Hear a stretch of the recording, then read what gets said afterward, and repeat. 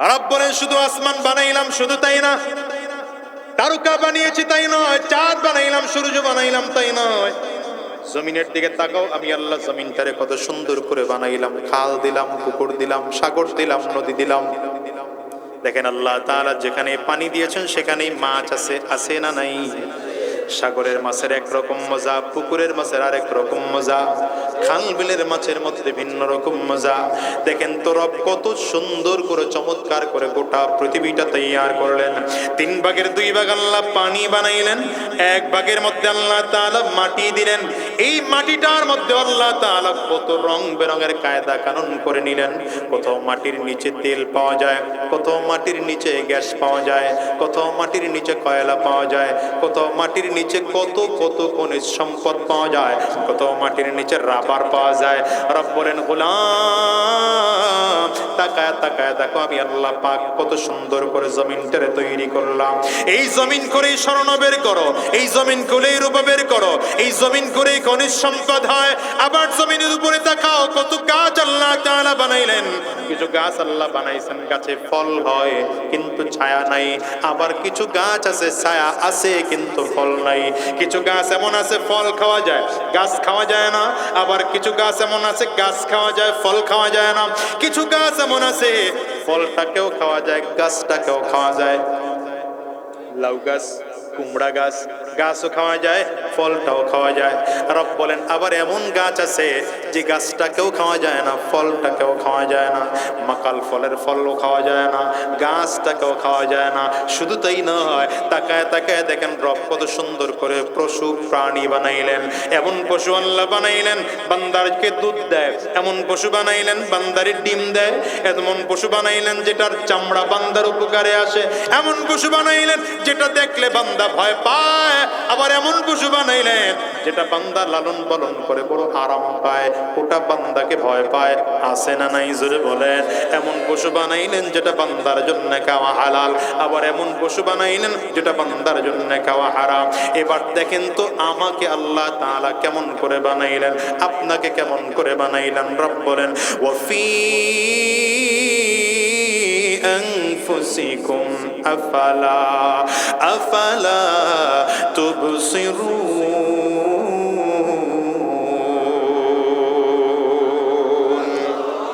বান্দা এবার তুমি তোমার নিজের দিকে দেখো, তোমাকে তাকায় তাকায় দেখো আমি আল্লাহ কেমন করে তোমারে বানাইলাম। দেখেন তো এত লক্ষ কোটি কোটি মানুষ আল্লাহ তাআলা গোটা পৃথিবীর মধ্যে বানাইলেন।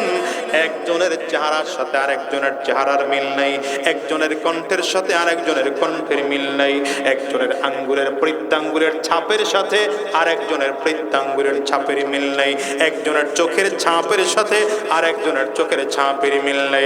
রব বলেন গোলাম এগুলো বানানোর জন্য আমার আর্কিটেক্ট ডিজাইনারের দরকার হয় নাই, এগুলো বানানোর জন্য ইঞ্জিনিয়ার লাগে নাই, এগুলো বানানোর জন্য ইলেকট্রিক মিস্ত্রি, টাইলস মিস্ত্রি, স্যানিটারি মিস্ত্রি, রাজমিস্ত্রি, কাঠ মিস্ত্রি লাগে নাই। ইযা আরাদা শাইআন আন ইয়াকুলা লাহু কুন ফায়াকুন।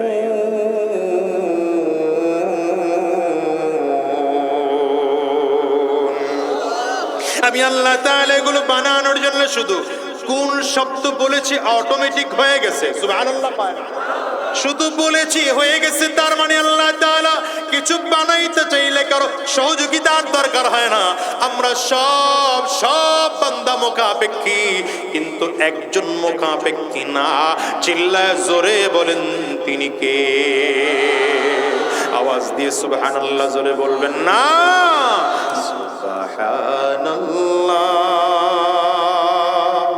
আলহামদুলিল্লাহ, লা ইলাহা ইল্লাল্লাহ, সুবহানাল্লাহ, আলহামদুলিল্লাহ, লা ইলাহা ইল্লাল্লাহ, সুবহানাল্লাহ, আলহামদুলিল্লাহ। কষ্ট হয় তুমি বাঁচানাল্লাহ, আলহামদুলিল্লাহ। আমার আল্লাহ পাকের 1 নম্বর পরিচয় আল্লাহ হলেন এক এবং একক। দ্বিতীয় নম্বরে পরিচয় আল্লাহ তাআলা কারো মুখাপেক্ষী নয়।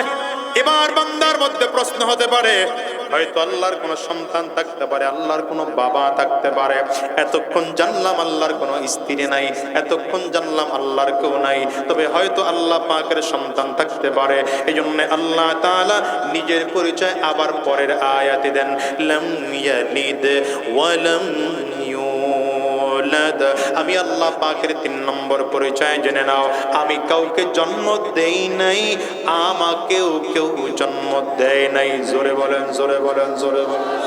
পরিচয় জানা দাও, আমার আল্লাহ বল, যিনি কাউকে জন্ম দেয় নাই, লাম ইয়ালিদ, যিনি কাউকে জন্ম দেন নাই, ওয়া লাম ইউলাদ, তাকেও জন্ম দেওয়া হয় নাই। তার মানে আমার আল্লাহর কোনো বাবা নাই, আমার আল্লাহর সন্তান নাই। প্রশ্ন হতেই পারে, আমার আল্লাহ পাকের ব্যাপারে এত এত এত কিছু জানলাম, হয়তো আল্লাহর সমকক্ষ দুনিয়ার মধ্যে কেউ থাকতে পারে। আর বলেন না না, ওয়ালাম ইয়াকুল লাহু কুফুয়ান আহাদ, আমি আল্লাহ পাকের সমকক্ষ গোটা পৃথিবীর মধ্যে কেউ না। এবার বুঝে থাকলে বলেন, আমার আল্লাহ পাকের সমকক্ষ কেউ? জোরে বলেন, জোরে বলেন। আমার আল্লাহ তাআলা কারো কাছে মুখাপেক্ষী? আমার আল্লাহ পাকের সন্তান, আমার আল্লাহ পাকের বাবা, আমার আল্লাহ পাকের মা, আমার আল্লাহর স্ত্রী, আমার আল্লাহর ভাই, আমার আল্লাহর বোন কেউ নাই। আমার আল্লাহ এমন এক গোটা দুনিয়া কিছুই যখন ছিল না তখনও ছিলেন আমার আল্লাহ, গোটা দুনিয়া যখন আবার থাকবে না তখনও থাকবেন কে? চিল্লায় চিল্লায় জোরে বলেন। হাদিসে পাকের মধ্যে এসেছে, গোটা পৃথিবীর মানুষ মরে যাবে, ফেরেশতাদেরকে আল্লাহ তাআলা মেরে ফেলবেন। এমনকি আজরাইল আলাইহিস সালাতু ওয়াস সালামকে বলা হবে, জিবরিলের জান কবজ করো। আজরাইল আলাইহিস সালামকে বলা হবে, মিকাঈলের জান কবজ করো। আজরাইল আলাইহিস সালামকে বলা হবে, এবার ইসরাফিলের জান কবজ করো। আজরাইল আলাইহিস সালামকে আমার আল্লাহ বলবেন, নিজের জান নিজে কবজ করো। এবার সব চলে যাবে। আমার আল্লাহ তাআলা এবার জমিনের দিকে তাকায় বলবেন, আইনা আশজারুকুম আইনা জিবালুকুম, এর জমিন কোথায় তোর বড় বড় পাহাড়, কোথায় তোর বড় বড় গাছ, কোথায় তোর বুকের বড় বড় গাছ? এই জমিনের মধ্যে বিশাল বড় বড় পাহাড়, এই জমিনের মধ্যে বিশাল বড় বড় গাছ, শত বছরের গাছ আছে, এগুলো কিয়ামতের সময় কিছুই থাকবে না, ধ্বংস হয়ে যাবে। আল্লাহ তাআলা নিজে ঘোষণা দিবেন, লিমানিল মুলকুল ইয়াউম লিল্লাহিল ওয়াহিদিল কাহ্হার। এই কিয়ামত দিন যখন শুরু হয়ে যাবে, আমার আল্লাহ তাআলা নিজেই তখন ঘোষণা দিবেন, এই শোনো, আজকের দিনের বাদশাকে বলো। মানুষ সেদিন কথা বলার মতো সাহস সেদিন পাবে না। আল্লাহ নিজেই জবাব দিবেন, আজকের দিনের বাদশা আর কেউ নয়, লিল্লাহিল ওয়াহিদিল কাহ্হার। সুতরাং মুসলমান, আমিও তার জমিনে থাকবো না, আপনিও জমিনে থাকবেন না। আমার আপনার বাবা মাও জমিন থেকে বিদায়, আমার আপনার সন্তানরাও জমিন থেকে বিদায় হয়ে যাবে। সাবধান, রবের গোলাম না হয়ে জমিন থেকে বিদায় হওয়া যাবে না, পাক্কা সাচ্চা ইমানদার না হয়ে জমিন থেকে বিদায় হওয়া যাবে না, মুশরিক হয়ে জমিন থেকে বিদায় নেওয়া যাবে না, বিদআতওয়ালা হয়ে জমিন থেকে বিদায় নেওয়া যাবে না। যদি বিদায় নিতে হয়, রবের 1 নম্বর ইমানদার গোলাম হয়ে বিদায় নেওয়া লাগবে। এই জন্য 2টা কথা সর্বশেষ বলে যেই সূরা ইখলাসের আলোচনা করলাম, 2টা কথা বলে যাই শোনো। 1 নম্বর, আল্লাহ পাকের ঈমান দিলের মধ্যে বসাইতে হবে, শিরিক মুক্ত ঈমান, বিদআত মুক্ত ঈমান, ভেজাল মুক্ত ঈমান। 2 নম্বর, আল্লাহর জমিনে আল্লাহর দ্বীন বাস্তবায়নের জন্য যত চেষ্টা, যত ফিকির, যত মেহনত করা দরকার আছে, যতটুকু আমার সাধ্যে আছে, আমি ফিকির ছাড়বো না। চিল্লায়া জোরে বলেন ঠিক কিনা? এই জমিনে আমার নবী তা আমার আল্লাহ পাকের বিধান বাস্তবায়নের জন্য আমার নবী মার খেয়েছেন। কেমন নবী, কেমন নবী? যেই নবীকে আল্লাহ তাআলা গোটা দুনিয়ার মধ্যে সরদার বানিয়েছেন, যাকে ঘোষণা দিয়েছেন সাইয়্যিদুল আম্বিয়া, সাইয়্যিদুল মুরসালিন, সেই নবী উহুদের ময়দানে মার খেয়েছেন না খান নাই? জোরে বলেন। সেই নবী তায়েফের জমিনে মার খেয়েছেন না খান নাই? জোরে আওয়াজ করে বলে। ও দুনিয়ার মুসলমান, উহুদের ময়দানে পয়গম্বর আরবি বীর বিক্রমে যুদ্ধ করতেছে। বেঈমানগুলো আমার নবীকে লক্ষ্য করে বার করে তীর মারে। তীরের একটা আঘাত এসে আমার নবীজির কপাল মোবারক ঢুকে যায়।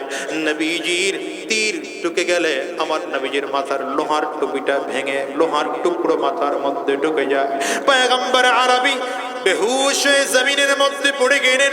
মাথা থেকে রক্ত বের হয়, পারে মাথা থেকে রক্ত বের হয়। পাথরের আঘাত লেগে দাঁত দুটো ভেঙে জমিনে পড়ে গেল। আহারে জবান থেকে রক্ত বের হতে আরম্ভ করেছে। নবীজির অবস্থা দেখে বেঈমানগুলো ঘোষণা করে দেয়, কদ কুতিলা মুহাম্মদ, মুহাম্মদ জমিন থেকে বিদায় হয়ে গেছে। সাহাবায়ে কেরাম তো পাগল, আমার নবী কই? নবীজি জমিন থেকে বুঝি বিদায় হয়ে গেল। পয়গম্বর আরবি সাল্লাল্লাহু আলাইহি ওয়াসাল্লাম নবীরে খোঁজার জন্য সাহাবায়ে কেরামরা দৌড়ায়।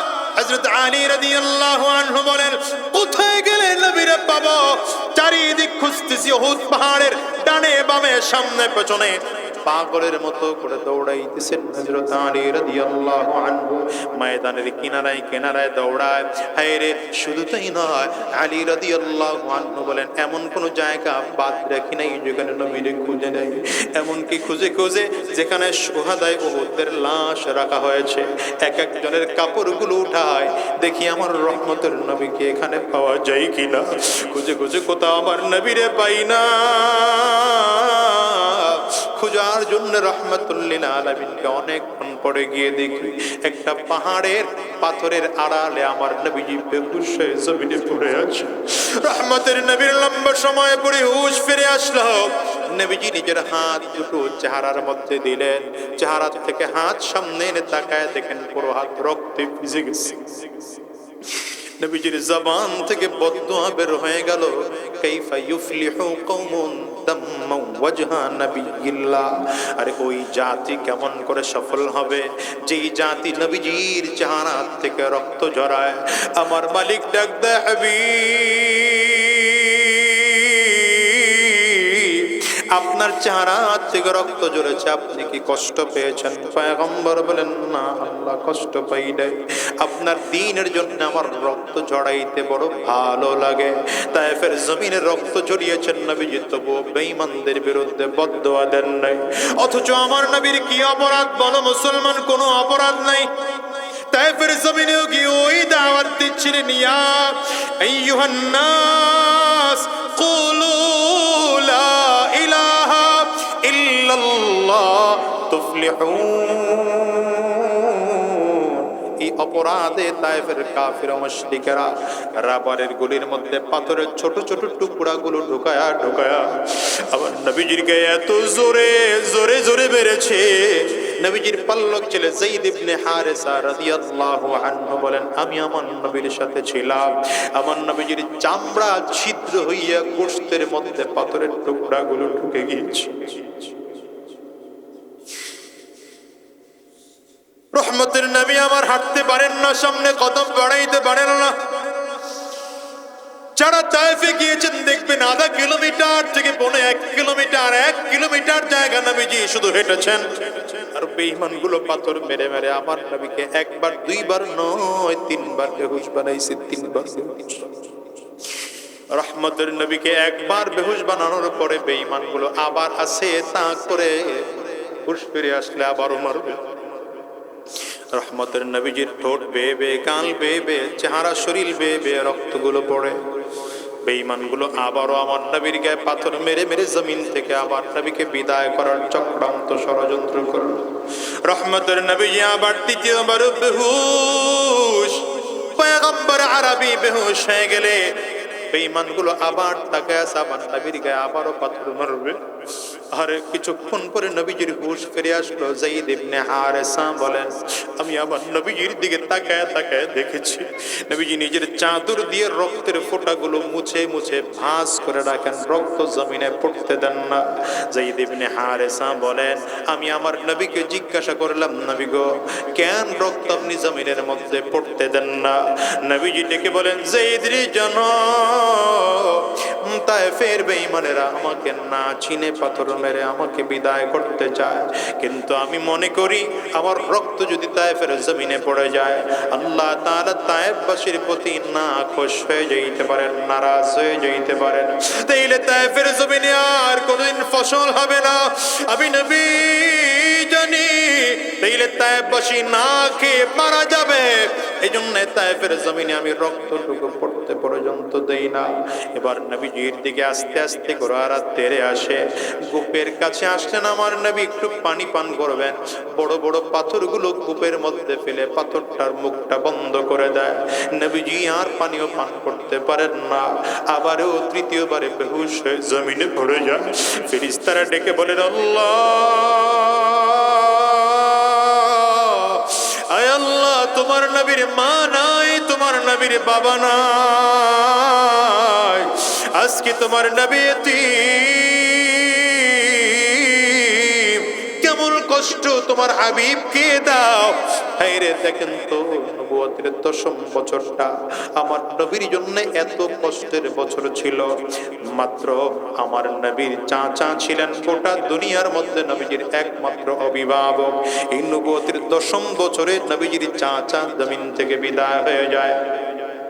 নবীজির একমাত্র বিবি, যিনি আম্মাজান খাদিজা রাদিয়াল্লাহু আনহা, আম্মাজান থাকা অবস্থায় নবীজি দ্বিতীয় কোনো বিবাহ বন্ধনে আবদ্ধ হন নাই। এই আম্মাজান খাদিজা রাদিয়াল্লাহু আনহা, যিনি আমার নবীজির দুঃখের দিনের সঙ্গী এবং সাথী ছিলেন, আমার নবীর জন্য বড় বড় মহাব্বতের মানুষ ছিলেন। এই আম্মাজান নবুয়তির 10ম বছর জমিন থেকে বিদায় হয়ে যায়। এমনিতে আমার নবীর দিলে কষ্ট, ওদিকে তায়েফবাসীরা আমার নবীরে পাথর মারে, কিন্তু না না, জিবরিল আমিন যখন আমার নবীর কাছে আসছে, পয়গম্বর আল্লাহ তাআলার আদেশ পাইয়া পাহাড়ের দায়িত্বে যে ফেরেশতারা থাকে, এদেরকে নিয়ে আপনার কাছে হাজির। আপনি যদি বলেন এই পাহাড়ের চাপ দিয়া তায়েফবাসীকে জমিন থেকে বিদায় করে দেব, রহমতের নবী আমার বলেন, না না, ওদেরকে মারবা না। হয়তো ওরা আমাকে নবী বলে মানে না, কিন্তু এমন একটা সময় আসবে ওদের পরবর্তী জেনারেশন আমাকে নবী বলে মেনে নেবে। ও দুনিয়ার মুসলমান, অনুরোধ করে গেলাম, রহমতের নবী যেমন করে গোটা দুনিয়াতে দিন বিজয় করার জন্য, আবার আল্লাহ পাকের বিধান বাস্তবায়ন করার জন্য চেষ্টা ফিকির মেহনত করেছেন, অনুরোধ করে যায়, আজকের ময়দান থেকে ওয়াদা করে বের হও, যতদিন এই জমিনে থাকবো এক আল্লাহর গোলামি করব, দ্বিতীয় নম্বর আল্লাহর জমিনে আল্লাহর দিন বাস্তবায়ন করার জন্য মেহনত করব। কয়দিন বাঁচবো বলো বাবা, বলো। এই দুনিয়ায় তো আসার সিরিয়াল আছে, যাওয়ার কিন্তু কোনো সিরিয়াল নাই। বরঞ্চ দুনিয়া আসার সময় আগে দাদা আসে, তারপরে সন্তান আসে, তারপরে বাবা আসে, তারপরে সন্তান আসে। কিন্তু যাওয়ার সময় এমন হয়, বাবা দুনিয়ায় থাকে, সন্তান জমিন থেকে বিদায় হয়, দাদা দুনিয়ায় থাকে, নাতি জমিন থেকে বিদায় হয়। এমন হয় কি হয় না? একটু আওয়াজ করে চিল্লায় বল। আজকের ময়দানটার দিকেও যদি তাকাইলে দেখবা কত মানুষ যেন আছে মা হারা, কত মানুষ যেন আছে বাবা হারা। আছে না নাই? চিল্লায় বলেন। এ বাজান, আমি আজাদের ঘরেও তো মা নাই, আমার মতো কে কে মা হারা আছেন? একটু হাতটা উঁচা করে আল্লাহরে দেখা। কার কার ঘরে বাবা নাই আপনারাও হাত একটু উঁচা করেন। হাতগুলো নামাইবেন না, হাতগুলো তুলে রাখেন। এই হাতগুলো আমার যুবকরা তাকায় তাকায় দেখো, যেই যুবকদের ঘরে মা আছে, যেই যুবকদের ঘরে বাবা আছে, এখনো বাবার সাথে ভালো আচরণ করো না, মায়ের সাথে ভালো আচরণ করো না। এই মানুষগুলোর চেহারার দিকে একটু তাকাও। আজকের মাহফিলে মুনাজাত হয়ে গেলে বাসায় গিয়ে দরজায় টোকা দিলে মা তাদের দরজা খুলবে না। দরজা খুলে বাবাকে আর চেয়ারে বসা দেখবে না। এই মানুষগুলো হাত তুলেছে, তাকায় দেখো না, কারো চক্ষু দুটো লাল, কারো চক্ষু দুইটা পানিতে ভিজে গেছে। তাকায় দেখো কেউ কান্না শুরু করেছে, অনুরোধ করে যে এই যুবক যাদের ঘরে মা সে বাবা আছে, জীবনে কোনোদিন আব্বা আম্মার বিরোধিতা করো না। রব তো বারবার বলেন ওয়াকাদা রাব্বুকা আল্লা তা'বুদু ইল্লা ইয়াহু ওয়া বিল ওয়ালিদাইনি ইহসানা। আমি আল্লাহ পাকের গোলামি যেমন করে করবা, আব্বা আম্মার সাথেও তেমন করে ভালো আচরণ করবা। পয়গম্বর বলেন রিজার রব্বি রিজাল ওয়ালিদাইন ওয়া সাখাতুর রব্বি সাখাতুল ওয়ালিদাইন। নবী বলেন আব্বা আম্মা খুশি তো আমার আল্লাহ তাআলা খুশি, আব্বা আম্মা বেজার তোমার আল্লাহ তাআলাও বেজার। এই দুনিয়ার যুবক হিসাব মিলা দেখো, এই দুনিয়ায় কেউ থাকতে পারে নাই, তুমি আর আমিও পারবো না। আজরাইল পেছনে গুর গুর করে ঘুরে যেদিন আমার মালিকের আদেশ হয়ে যাবে, আজরাইল সেদিন এসে সামনে দাঁড়ায় যাবে। আজরাইল সামনে এসে জান কবজ করে যেদিন নিয়ে যাবে, হিসাব মিলায় দেখো কোথায় তোমার বাড়ি, কোথায় তোমার গাড়ি, কোথায় তোমার টাকা, কোথায় তোমার পয়সা, কোথায় ইজ্জত সম্মান, কোথায় ক্ষমতা, সব শেষ করে খালি হাতে কবরে রওনা হওয়া লাগবে। তিনটা সাদা কাপড়ের প্যাকেট হইয়া ও পর্দার আড়ালের মা, পাঁচটা কাপড়ের প্যাকেট হইয়া জমিন থেকে বিদায় হওয়া লাগবে। সাবধান, কবর বড় ভয়ঙ্কর। কবর বারবার করে বলে আনা বাইতুজ জুলমা, আনা বাইতুল ওয়াহদা, আনা বাইতুত তুরাব। কবর বলে আমি একা একের ঘর, আমি অন্ধকার ঘর, আমি মাটির ঘর, আমি পোকা মাকড়ের ঘর, আমার কাছে সাথী নাই, বাতি নাই, দুনিয়ার কোনো কিছুই নাই। আমি কবর শুধু চিনি আমল, ভালো আমল যদি করে আসতে পারো আমি কবর তোমাদের সাথে ভালো আচরণ করব। আর যদি ভালো আমল করে আসতে না পারো, কপাল পোড়ার দল, আমি কবর দুই দিকের মাটিগুলো একত্রিত হইয়া গুনাহগারের লাশটাকে এত জোরে চাপ মারব, এক পাজরের হাতটি কিন্তু আরেক পাজরায় নিয়ে পৌঁছে দেব। অনুরোধ করে যাই রে মুসলমান, আজরাইল সামনে দাঁড়াইবার আগে আগে পাক্কা সাচ্চা মুসলমান হও। তিনটা কাপড়ের প্যাকেট হওয়ার আগে পাক্কা সাচ্চা মুসলমান হও। কবরে যাওয়ার আগে আগে পাক্কা সাচ্চা মুসলমান হও। আজকের ময়দান থেকে ওয়াদা করে বের হও, আর হারাম রাস্তায় চলবো না, আর শয়তানি রাস্তায় চলবো না, আর গুনাহের পথে চলবো না। যতদিন আল্লাহর এই জমিনে বেঁচে থাকবো, এক আল্লাহর গোলামি করব, আর আল্লাহর দ্বীন জমিনে বাস্তবায়ন করার জন্য চেষ্টা করব। কারা কারা ওয়াদা করতে তৈয়ার আছো? বাজান দুইটা হাত উঁচা করে আল্লাহকে দেখা, আওয়াজ দিয়ে চিৎকার করে জোরে ডাক দাও আল্লাহ। চোখে পানি না আসলে কান্নার ভান ধরে ডেকে বলো আল্লাহ। অনেকের ঘরে মা নাই, বাবা নাই, আব্বা আম্মার কথা স্মরণ করে চোখের পানি ফেলে কাঁদো, কবরের আযাবের কথা স্মরণ করে কাঁদো, চোখের পানি ফেলে আমার মালিক রে জোরে ডাক দাও না আল্লাহ। আওয়াজ দিয়ে চিৎকার করে জোরে বলো আল্লাহ।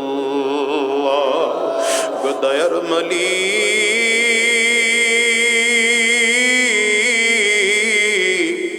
সব মানুষগুলো মিলে তোমার দরবারে হাত উঁচু করলাম, ওয়াদা করলাম আর হারাম রাস্তায় চলবো না, আর শয়তানি রাস্তায় চলবো না, আর শয়তানি রাস্তায় কদম বাড়াবো না।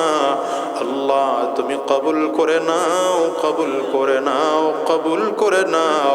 চিল্লায় বলো আমিন, আওয়াজ দিয়ে আরো জোরে বলো আল্লাহুম্মা আমিন। বিসমিল্লাহির রহমানির রহিম।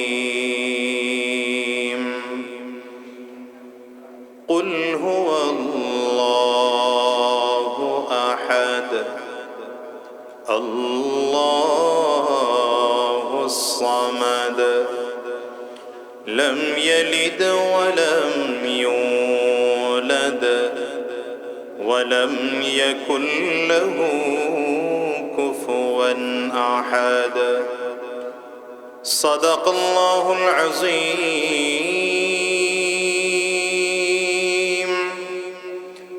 وصدق رسوله النبي الكريم ونحن على ذلك من الشاهدين والشاكرين والحمد لله رب العالمين سبحانك لا علم لنا إلا ما علمتنا إنك أنت العليم الحكيم رب اشرح لي صدري ويسر لي أمري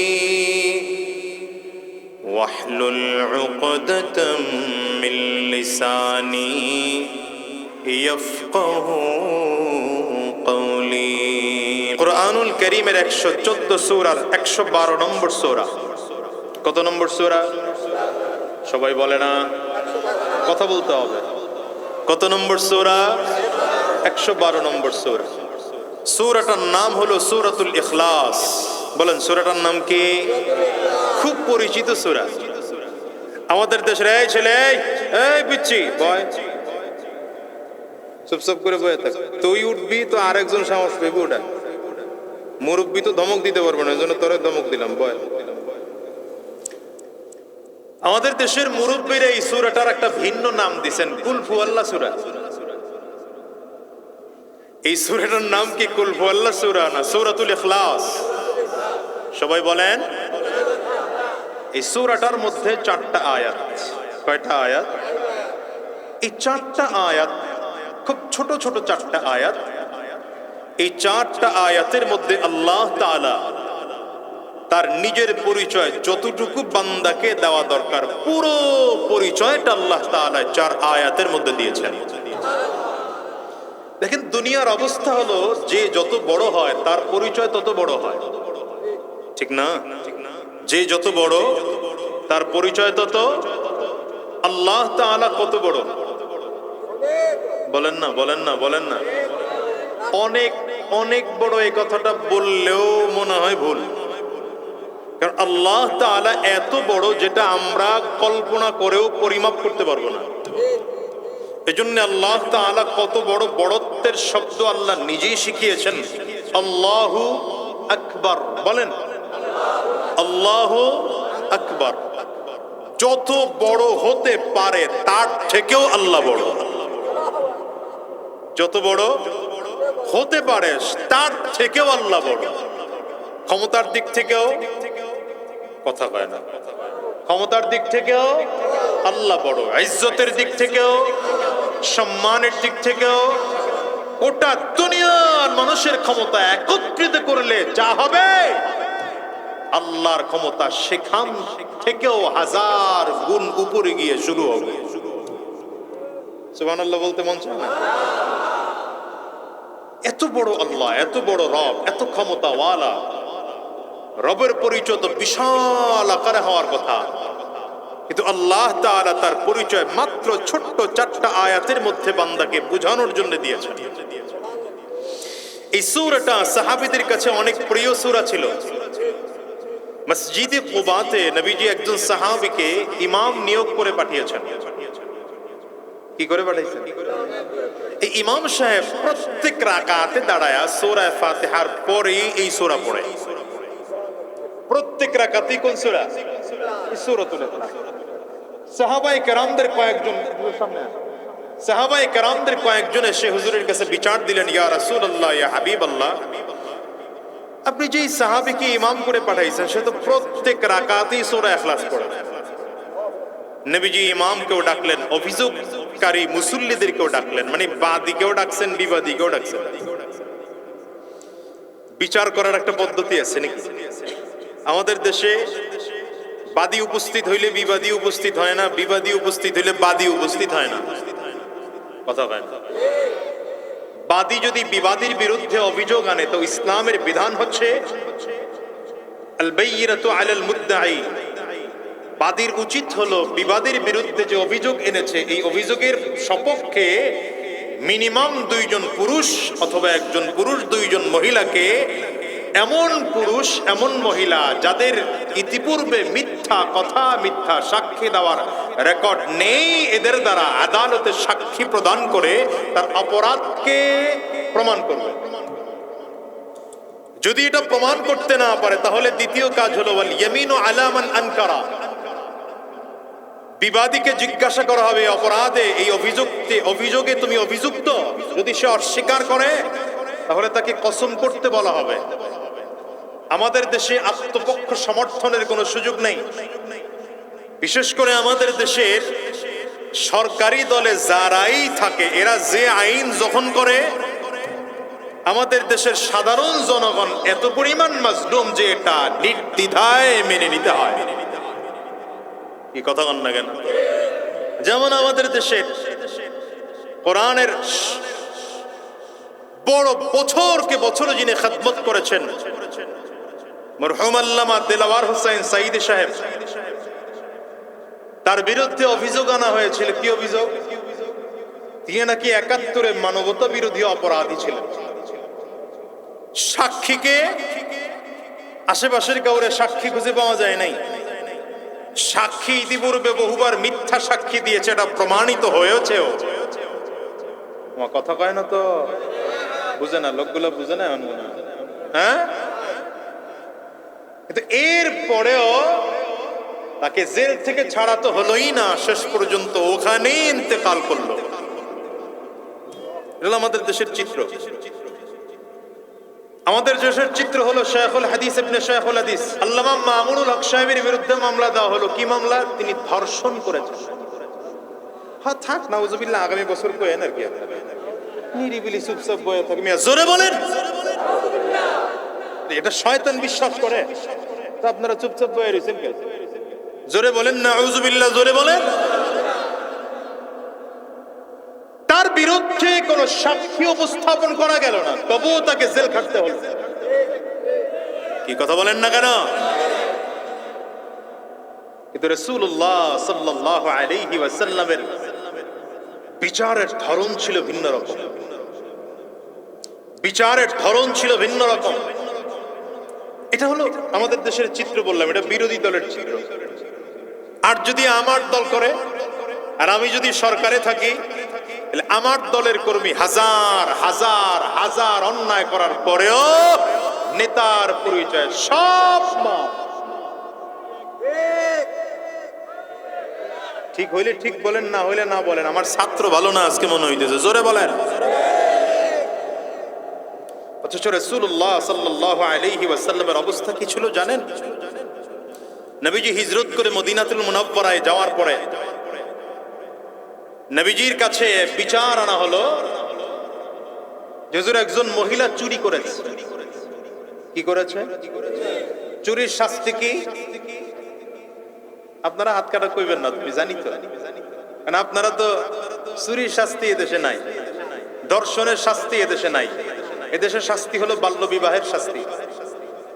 এর মানুষগুলো কথা কয় না। শাস্তি কিসের? বাল্য বিবাহ। 18 বছরের আগে বিয়ে দেন তাহলে আপনি জেলে যাবেন, বাবাও জেলে, মাও জেলে, 14 গোষ্ঠী জেলে। কথা কয় না কেন? হ্যাঁ, রাগ করতেছেন?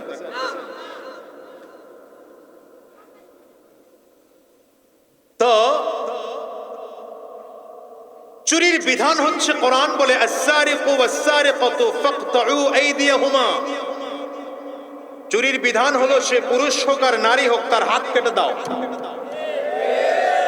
একবার চুরি করছে তার ডান হাত কাটো, আবার চুরি করছে বাম পা কাটো, আবার চুরি করছে শুধরায় নাই আবার বাম হাত কাটো। এরপরেও চুরি করছে, ছাড়ে নাই, তাইলে ডান পা কাটো। এরপরেও চুরি করছে, তাইলে ও এই দেশে থাকার অধিকার রাখে না, ওরা দেশ থেকে বের করে দাও। এই চুরির শাস্তি যদি আমাদের দেশে করা হইতো, তাহলে দেশের কত এমপি আর কত মন্ত্রী আর কত মেম্বার আর কত চেয়ারম্যানের হাত কাটা যাইতো, আমি খুঁজেই পাইতেছি না। হ্যাঁ, অবশ্যই।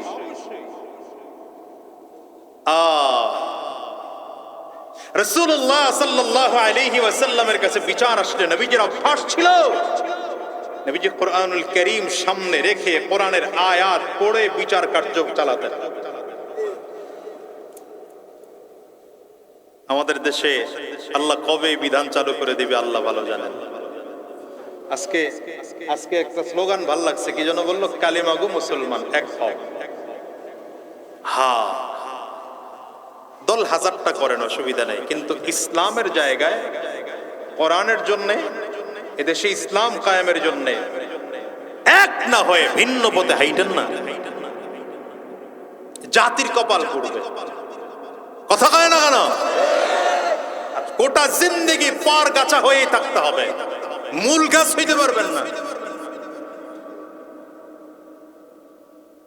রাসূলুল্লাহ সাল্লাল্লাহু আলাইহি ওয়াসাল্লাম কোরআন খুলে বিচার শুরু করলেন। সাহাবায়ে কেরাম তো ভালো করেই জানেন যে নবীজি বিচার করলে অবশ্যই মহিলার হাত কাটা যাবে। ভেজালটা লাগছে হলো, মহিলাটা হচ্ছে নবীজির বংশের মহিলা। মহিলাটা কোন বংশের? এখন মদিনাতুল মুনাওয়ারায় নবীজির বংশ অল্প কিছুদিন আগে মাত্র হিজরত করে মদিনা আসছে। এখনই যদি নবীজির বংশের কোন মহিলার হাত কাটা হয়, তাহলে মদিনার মানুষ বলবে যে মুহাম্মদের বংশের মহিলার চরিত্রই তো ভালো না। সাহাবায়ে কেরাম টেনশনে পড়ে গেছেন, কি করা যায়। সব সাহাবায়ে কেরাম মিলে পরামর্শ করলেন নবীজির কাছে কোনোভাবে খবরটা পৌঁছানো যায় কিনা যে হুজুর, আপনার বংশের মহিলা কোনোভাবে একটু বিষয়টা এড়ায়া টেড়ায়া শাস্তি কমায় দেওয়া যায় কিনা। কিন্তু যাবে কে নবীজির কাছে? নবীজির কাছে এই বিষয় নিয়ে যাবে কে? যাওয়ার সাহস কারো নাই। সব সাহাবায়ে কেরাম মিলে পরামর্শ করে নবীজির একজন নাতিকে সিলেক্ট করেছেন, হযরত উসামা বিন যায়েদ। উসামা বিন যায়েদ কে? যিনি হযরত যায়েদ ইবনে হারেসা, নবীজির পাল্লক ছেলে ছিলেন যায়েদ ইবনে হারেসা। যায়েদ ইবনে হারেসা রাদিয়াল্লাহু আনহুর ছেলে উসামা। যে উসামাকে নবীজি এত ভালোবাসেন, নিজের নাতি হাসান আর হুসাইনকে যেমন ভালোবাসেন, উসামাকেও তেমন ভালোবাসেন।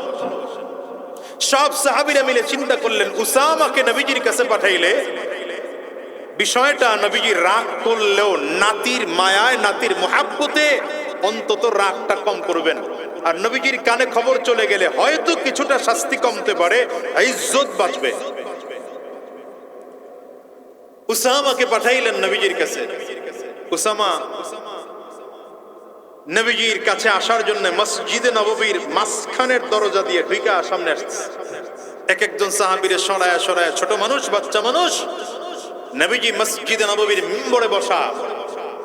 উসামা বিন যায়েদ নবীজির কোলের মধ্যে এসছে।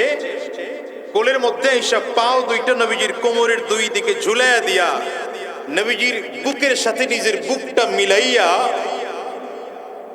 ঠোঁট নবীজির কান বরাবর নিয়ে বলেন, দাদু ভাই, যার শাস্তিটা দিচ্ছেন উনি আপনার বংশের মহিলা, একটু কমায়া দেওয়া যায় না? খুব ভালো করে বুঝেন, যারা শাস্তি দিচ্ছেন উনি আপনারা কথা বলেন না, এত বড় সমস্যা, বলেন না কেন? বংশের মহিলা, শাস্তিটা একটু কমানো যায় না? এতটুকু কথা শুধু বলছেন। কথা শুনে রাহমাতুল লিল আলামিন এই পরিমাণ রাগ করলেন, নবীজির চেহারা লাল হয়ে গেছে। নবীজি থরথর করে কাঁপতে শুরু করেছেন। নবীজি হযরত উসামাকে নিজের হাত দিয়ে ধরে এক পাশে দাঁড় করা, নবীজি নিজে দাঁড় হয়ে গেলেন। দাঁড় হয়ে সাহাবীদের জিজ্ঞাসা করলেন, আমার কাছে উসামাকে সুপারিশ করার জন্য কে পাঠিয়েছো? এবার নবীজি নিজে হুঙ্কার ছেড়ে বলছেন, বলো, আমার বংশের মহিলা চুরি করেছে, শাস্তি কমায় দেওয়ার জন্য সুপারিশ করতে পাঠাইছো? আমি নবীর অবস্থা কি শোনো, ওয়াল্লাহি লাউ সারাকাত ফাতিমা বিনত মুহাম্মদ লাকাতাতু ইয়াদাহা। আরে আমার বংশের মহিলা তো দূরের কথা, আমার মেয়ে ফাতেমাও যদি আল্লাহ না করুক চুরি করত, আর যদি চুরি করে ধরা খাইতো, আমি মুহাম্মদ আমার ফাতেমার হাতটাকেও কেটে ইসলামের বিধানকে কায়েম করতাম। এটা হচ্ছে নবীজির ইনসাফ। এটা হচ্ছে কার ইনসাফ? নবীজির ইনসাফ। আমার আর আমাগর ইনসাফ হইল আমার দলের তো সব মাপ, আর আমার দলের না তাইলে অপরাধ না কইরাও জেলে। কি কথা কন না তো? বলেন তো আমাদের ইনসাফ আর নবীজির ইনসাফের পার্থক্য আছে না নাই? এজন্য ইনসাফ কায়েম করবেন, মন গড়া ইনসাফ না, মদিনার ইনসাফ কায়েম করেন, নবীজির ইনসাফ কায়েম করেন, কোরআন ও সুন্নাহর ইনসাফ কায়েম করেন। ঠিক কি না বলেন? নবীজির আরো ইনসাফ শুনবেন। আল্লাহু আকবার। নবীজির সব থেকে প্রিয় সাহাবী, যিনি নবীজির উত্তর দিলে কথা বলতে মজা লাগে। সব ছাত্র দিয়ে কথা বলা যায় না, দুই চারজন ছাত্র ভালো লাগে। নবীজির সামনে কিছু বুদ্ধিমান সাহাবীরা বসতেন, আমার সামনেও যদি এরকম শ্রোতা থাকে তাইলে কথা বলা যাবে। সর্বপ্রথম কালিমা পড়ে মুসলমান হয়েছেন নবীজির হাতে হাত দিয়ে। কে তিনি? নবীজি বলেন সব সাহাবীরা আমাকে পরীক্ষা নিরীক্ষা করে মুআজিজা দেখে এরপরে কালিমা পড়েছে, কিন্তু আবু বকর পরীক্ষা নিরীক্ষাও করে নাই, আমার কাছে কোনো মুআজিজাও দেখতে চায় নাই, শুধু আমি বলেছি নবুয়ত পেয়েছি তো আবু বকর হাত বাড়িয়ে দিয়েছে, মুহাম্মদ কালিমা পড়িয়ে দেন আমিও মুসলমান হয়ে যাব। এই আবু বকর সিদ্দিক রাদিয়াল্লাহু আনহুর কথা বলছি, যে আবু বকর সিদ্দিক রাদিয়াল্লাহু আনহু জান্নাতে যাবেন সবার আগে।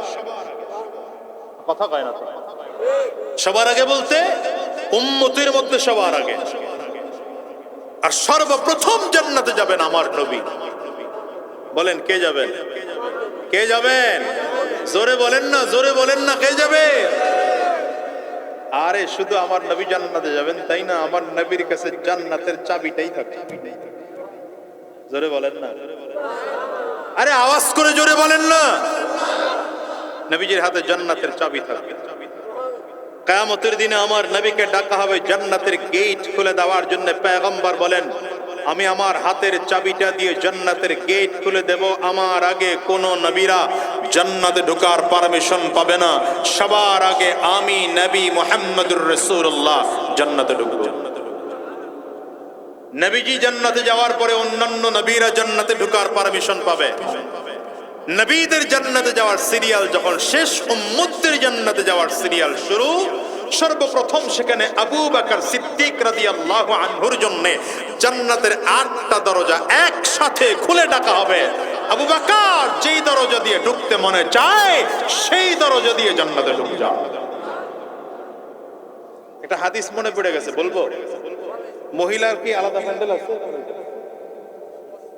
মহিলাদের জন্য একটা হাদিস মনে পড়ছে। এই আবু বকর সিদ্দিক রাদিয়াল্লাহু আনহুর জন্য যে অফার, আবু বকর সিদ্দিক রাদিয়াল্লাহু আনহুর জন্য অফার হলো সর্বপ্রথম জান্নাতের 8টা দরজা তার জন্য খোলা হবে। এখন যে হাদিসটা শোনাবে এটা মহিলাদের জন্য সর্বপ্রথম হবে না, কিন্তু জান্নাতের 8টা দরজা তার জন্য খোলা হবে।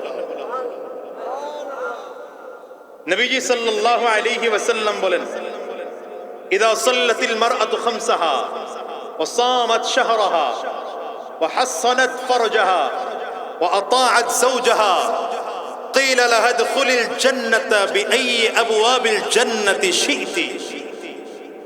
নবীজি বলেন কোন মহিলার মধ্যে যদি 4টা গুণ থাকে, কয়টা? বাসায় গিয়ে বউর এটা শুনাইবেন মিয়া, বাসায় গিয়ে বিবির এটা শুনাইবেন। খালি বিবির লোকে তো ঝগড়া করে করে জীবন পার করলেন, এগুলো শুনাইন মাঝে মাঝে ওয়াজগুলা। কি কথা কন না কেন? হ্যাঁ শোনাবেন এগুলা। মহিলাদের মধ্যে যদি 4টা গুণ থাকে, কয় গুণ? 1 নম্বর, কোন মহিলা যদি, নবী বলেন 1 নম্বর, কোন মহিলা যদি 5 ওয়াক্ত নামাজ আদায় করে। 2 নম্বর, রমজানের রোজা রাখে। 3 নম্বর, ইজ্জতের হেফাজত করে। 4 নম্বর, স্বামীর আনুগত্য করে। তার জন্য কিয়ামতের দিনে বলা হবে জান্নাতের যেই দরজা দিয়ে ঢুকতে মনে চায় সেই দরজা দিয়ে জান্নাতে ঢুকে যাও। মহিলাদের জান্নাতে যাওয়া সহজ না, কথা কন লাগে।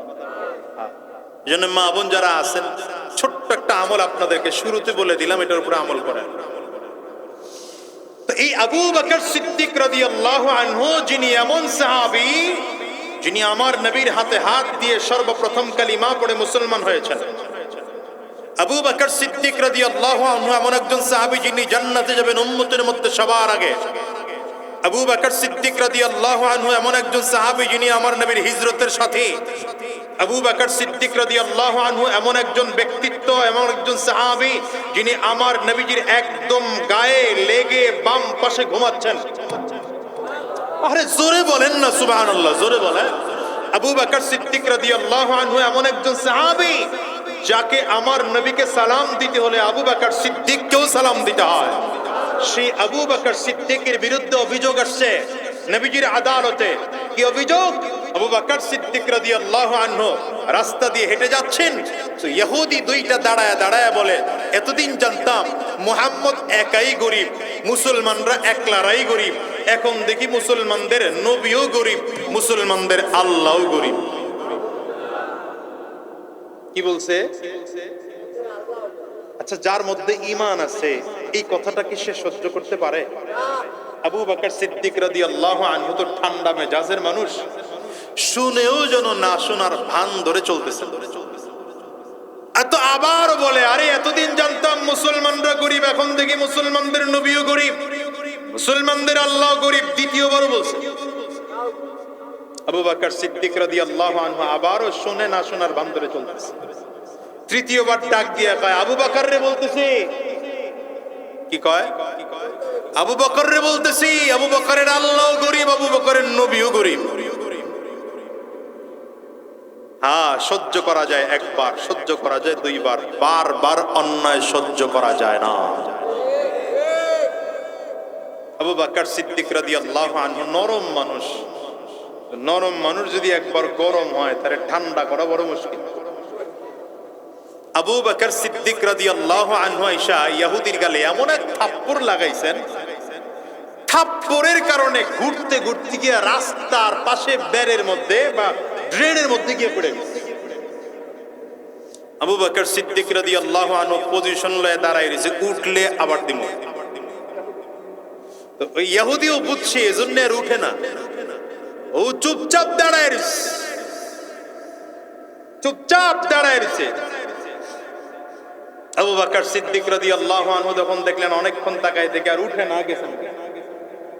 ইহুদি কত বড় বদমাশ, ও ওইটা নবীজির কাছে গিয়া কয়, মুহাম্মদ দেখো তোমার আবু বকর মাইরা কি করছে, আমার গালটারে লাল বানায় লিছে। নবীজি কয়, আবু বকরে না ওমরে? মাইরটা দিছে কে, আবু বকরে না ওমরে? মাইরের কথা তো আবু বকরের না। মাইক যত জায়গায় আছে সব জায়গার কাঙ্কার। ইহুদি কয় না, আমি তোমার আবু বকররেও চিনি, আমি তোমার ওমররেও চিনি, এই মাইকটা আবু বকরই দিছে।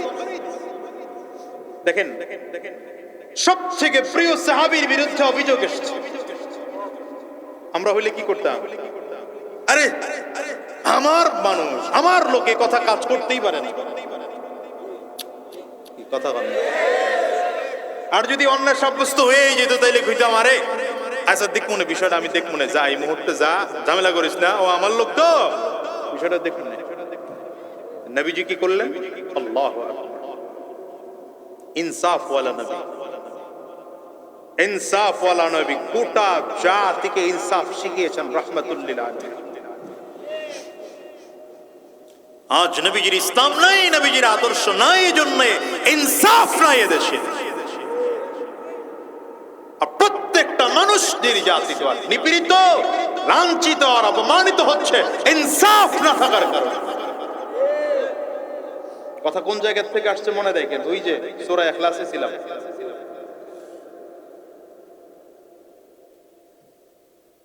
তো রাসূলুল্লাহ সাল্লাল্লাহু আলাইহি ওয়াসাল্লাম দুইজন পুলিশ সাহাবী পাঠালেন, যাও আবু বকরকে অ্যারেস্ট করে নিয়ে আসো। হযরত আবু বকর সিদ্দিক রাদিয়াল্লাহু আনহু কে হাতে হ্যান্ডকাফ পরায়া নিয়ে আসেন। কি বুঝেন? কি বুঝতেছেন আপনারা? আবু বকর সিদ্দিক রাদিয়াল্লাহু আনহু এখনো জানেন না যে তাকে কেন অ্যারেস্ট করা হলো। সামনে এসে তাকায় দেখে নবীজির সামনে ইহুদি দুইটা বই রয়েছে। দেখে আবু বকর সিদ্দিক গরম হয়ে গেছে, হুজুর হাতের বানটা একটু খুলে দেন, একটু থাপ্পড় দিমু ওরে। কারে? নবীজি বলেন, আবু বকর এতক্ষণ আমার বিশ্বাস হয় নাই, এখন তোমার অ্যাটিটিউড দেখে বুঝছি আগের মাইরটা তুমিই দিছো। মারছো কেন? মারছো কেন? আবু বকর সিদ্দিক রাদিয়াল্লাহু আনহু বলেন, হুজুর মারবো না তো কি করব? ইহুদি আপনাকে গালি দেয় ফকির বলে, আমার আল্লাহকে গালি দেয় ফকির বলে, আমি সহ্য করতে পারি না। এক থাপ্পড় দিছি, আরেকটা প্রাপ্য, দুইজনের গালি দিছে, দুই থাপ্পড়। নবীজি বললেন, সাক্ষী আছে? আবু বকর সিদ্দিক রাদিয়াল্লাহু আনহু মাথা নিচু করে দিয়েছেন, সাক্ষী তো নাই। আর ইহুদি দুইটা কি সাক্ষী দেবে? সাক্ষী তো নাই। যখন শুনছে সাক্ষী নাই, ইহুদির চান্স আরো বাড়ছে। ইহুদি দ্বারা একা মুহাম্মদ তোমারে গালি দিছে, এটা ঠিক আছে, আল্লাহরে দেই নাই। কারণ ও জানে যে যদি আমার নবীর সামনে এটা প্রমাণিত হয় যে আল্লাহকে গালি দিয়েছে, তাহলে আমার নবীও ইহুদিরে ছাড়বে না।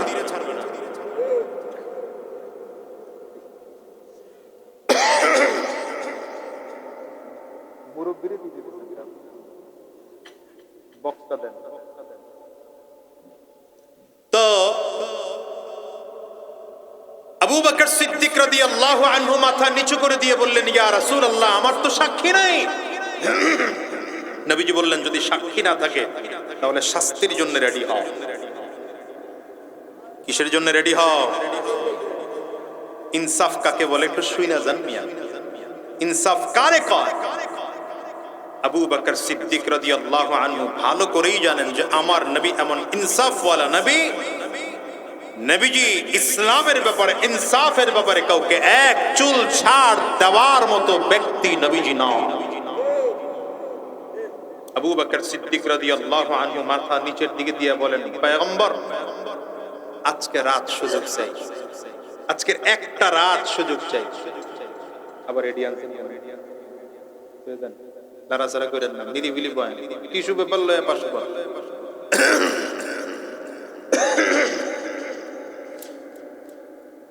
একটা রাত সুযোগ চাই। আগামীকাল ফজরের নামাজের পরে আপনি যা ফয়সালা করবেন তা মেনে নেবেন। এখানেও বুঝেন কেমন নেতা, কেমন কর্মী, কেমন নবী, কেমন সাহাবী। আমাদের দেশের নেতারা যদি কর্মীর বিরুদ্ধে অ্যাকশন নিত তাহলে কর্মী থাকতো না। এর লেগে নেতারা কর্মীর বিরুদ্ধে অ্যাকশন নেয় না। কথা বল না কেন? অনেক কিছু মিলাই জিলে আছে, তো কিছুটা হইলেও তো ক্ষমতা পাইছে, এজন্য বুঝি আমিও আর কি, এজন্য কইতেছি। আবু বকর সিদ্দিক রাদিয়াল্লাহু আনহু বাড়িতে চলে গেলেন। অন্যান্য রাতের মতো আবু বকর সিদ্দিক আজ স্ত্রীর সাথে ঘুমায় না, সন্তানদের সাথে সময় দেয় না। বাসায় গিয়ে সবার থেকে আলাদা হইয়া আলাদা রুমের মধ্যে ঢুকে এভাবে কান্না শুরু করেছেন যে কান্নার আওয়াজ দরজা থেকেও বাহিরে আসতেছে, দরজা থেকেও বাহিরে আসতেছে। অন্যান্য দিন ফজরের আজান হলে আবু বকর সিদ্দিক রাদিয়াল্লাহু আনহু সবার আগে মসজিদে চলে আসেন। আজকে আবু বকর সিদ্দিক আগে মসজিদে আসে না, লজ্জায় আসে না। সব সাহাবীরা বারবার পেছন দিকে তাকায় আবু বকর কখন ঢুকবে।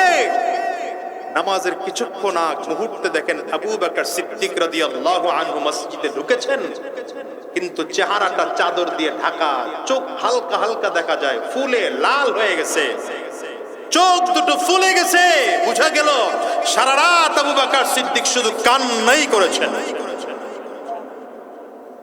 আবু বকর সিদ্দিক তো জানেন যে দুনিয়ার কারো কাছে হয়তো আবেদন করা যাবে না, একজন আছেন যার কাছে চাওয়া যাবে।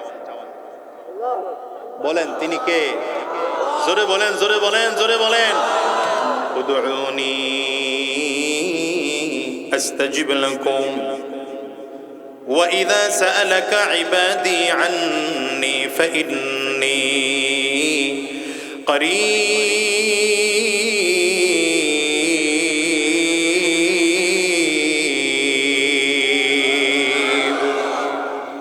রব বলেন বান্দা মুসিবতের মধ্যে পড়ে গেছো, বিপদের মধ্যে পড়ে গেছো, আমি আল্লাহ তাআলাকে ডাকো। আমি আল্লাহ তাআলাকে ডাকলে আমি আল্লাহ তোমার ডাকের সাড়া দেওয়ার জন্য তৈয়ার আছি। রব বলেন বান্দা মুসিবতের মধ্যে পড়ে গেছো, আমি আল্লাহ তাআলার কাছে বলো, আমি আল্লাহ তোমার জবাব দেওয়ার জন্য তোমার কাছে এসে দাঁড়ায় যায়। এজন্য গুনাহ করে ফেললে আল্লাহর কাছে বলবেন। হাদিসের মধ্যে আসছে প্রতি রাতের শেষ ভাগে আল্লাহ তাআলা প্রথম আসমানে আসেন। প্রথম আসমানে এসে বান্দাকে আল্লাহ তাআলা বারবার করে ডাকেন আর বলেন, আলা মিন মুস্তাগফিরিন ফাগফির লা, আলা মিন মুস্তারজিকিন ফারজুকা, আলা মুবতালিন ফাউআফিয়া। এই বান্দা, কে মুসিবতের মধ্যে আছো আমি আল্লাহকে বলো, আমি আল্লাহ তোমার মুসিবত দূর করে দেব। কে আছো অভাবের মধ্যে আমি আল্লাহকে বলো, আমি আল্লাহ তোমার অভাব দূর করে দেব। কে আছো গুনাহ করে ফেলেছো আমি আল্লাহ তাআলাকে বলো, আমি আল্লাহ তোমার জিন্দেগির সব গুনাহগুলো মাফ করে দেব। আমাদের জীবনে গুনাহ নাই? আস্তে বলেন কেন, জোরে বলেন। গুনাহ নাই এমন কোন ব্যক্তি এই জমিনের মধ্যে নাই, ঠিক না বেঠিক? জোরে বলেন। গুনাহ ছিল না কার? আমার নবীর গুনাহ ছিল না। কারণ আল্লাহ তাআলা আমার নবীকে মাসুম রেখেছেন, মাসুম আনিল মাসিয়া। জিন্দেগিতে আমার নবী কোনোদিন গুনাহ করেন নাই। আল্লাহ তাআলা আমার নবীকে দিয়ে জীবনে কোনোদিন গুনাহ করেন নাই। আর সাহাবায়ে কেরাম ছিলেন মাহফুজ আনিল মাসিয়া। সাহাবায়ে কেরামদের থেকে যদিও গুনাহ হয়ে গেছে, কিন্তু ইন্তেকালের আগে আগে আমার নবীর সাহাবীদেরকে আল্লাহ তাআলা এমন ভাবে তওবা নসিব করেছেন, তওবার কারণে গুনাহ থেকে মুক্ত হইয়া জমিন থেকে বিদায় হয়েছে। আমরা কেউ গুনাহ মুক্ত না, সব গুনাহগার। কি কথা কন না? কেউ বেশি গুনাহগার, কেউ কম গুনাহগার, কিন্তু সব গুনাহগার। জীবনে হাজারো এমন গুনাহ আছে কেউ জানে না, আমি জানি। সাহিবুদ দারি আদরা বিমা ফিহি, নিজের মধ্যে কি আছে এটা নিজে বুঝে। আমার ঘরে কি কি আছে এটা আমি জানি, আমার দিলের হালাত কি আমি বুঝি। কি কথা কন না? মানুষ তো দেখলে অনেক বড় বুজুর্গ মনে করে, আরে বাবা কি বিশাল বক্তা জানো, কিন্তু আমি কয় নম্বর তক্তা এটা আমি বুঝি। পৃথিবী না জানু আমি তো জানি, আমি কি পাপ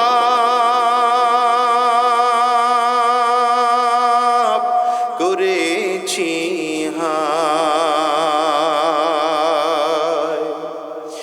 আমার পাপের করলে বিচার, আমার পাপের করলে বিচার, বাঁচার আমার নাই উপায়, দয়াময় তুমি মাফ করো আমায়, মাফ করো আমায়। বলেন না, পৃথিবী না জানু আমি তো জানি।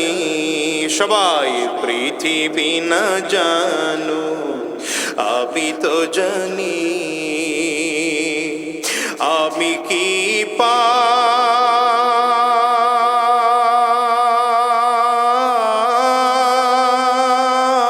করেছি হায়,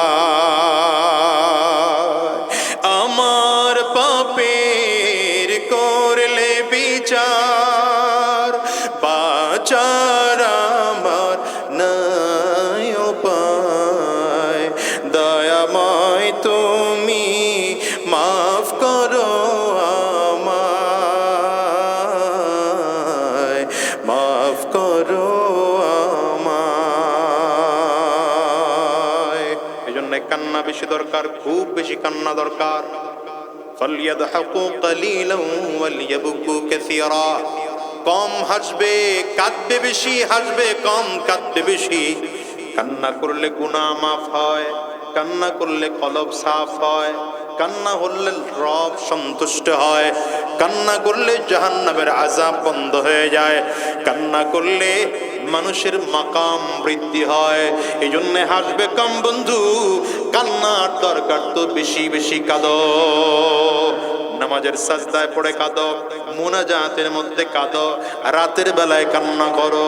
যত বেশি কাঁদবে মানুষের মাঝে সম্মান বাড়ায় দিবেন কে? জোরে বলে। আবু বকর সিদ্দিক রাদিয়াল্লাহু আনহু কান্না শুরু করেছেন। কান্নার আওয়াজ, এত বেশি কান্নার আওয়াজ, দরজা থেকে বাহিরে বের হয়ে যায় কান্নার আওয়াজ। সারা রাত কান্না করে ফজরের নামাজ পড়ার জন্য মসজিদ নববীর মধ্যে ঢুকছেন।